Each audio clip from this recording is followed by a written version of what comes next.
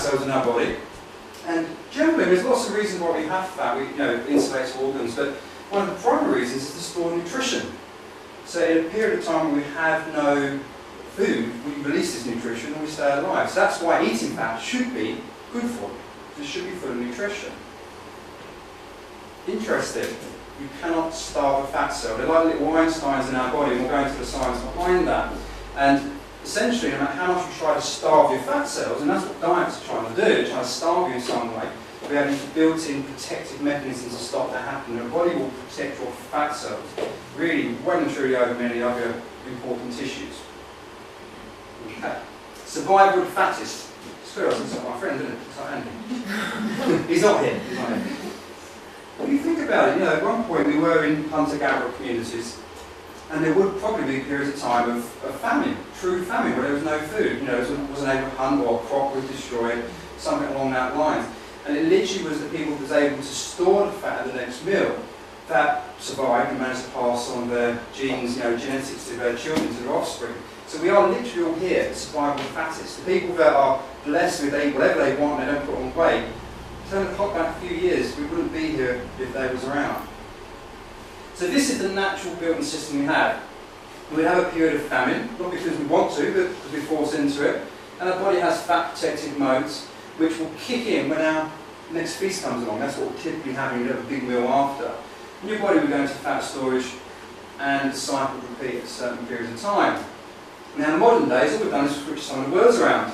We've changed famine for diet, and we've changed feast for binging. It is no different. It really is no different. It's evolutionary and genetically exactly the same.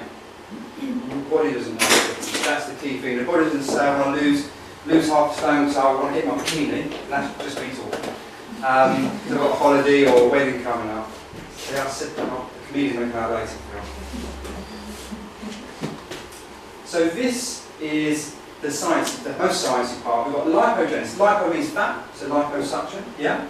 And genesis means to build. This is where the body stores fat or builds bigger, fatter fat cells. We've got it, and it's under the process of lipogenic enzymes, lipofat genic to build.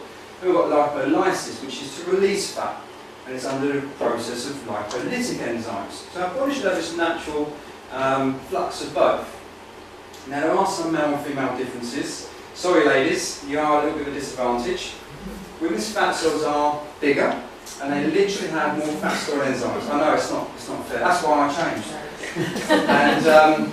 But if you think about it, evolutionary-wise, women had to survive longer periods because they had to be able to survive pregnancy. They had to be able to store fat to give nutrition to a baby. So that's the theory behind why women genetically have more fat cells. Men's fat cells are smaller, and they have more fat-releasing enzymes. This is why when people go on a healthy regime, generally the men will get a faster result. Women will get the same result, it's only a little bit quicker for men. Women's hips and thighs are twice as efficient at storing fat due to the influence of estrogen. And that's why things like the contraceptive pill can cause a lot of weight gain because of estrogen.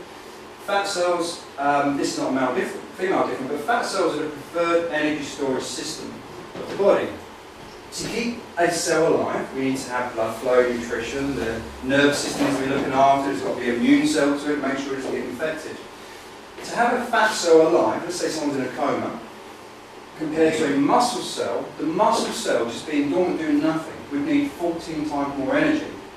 So I'd say fat is a very, very efficient means of storing energy. So you can see why the body wants to preserve that and wants to get rid of muscle straight away. And again, genetically, men typically have more muscle cells than women.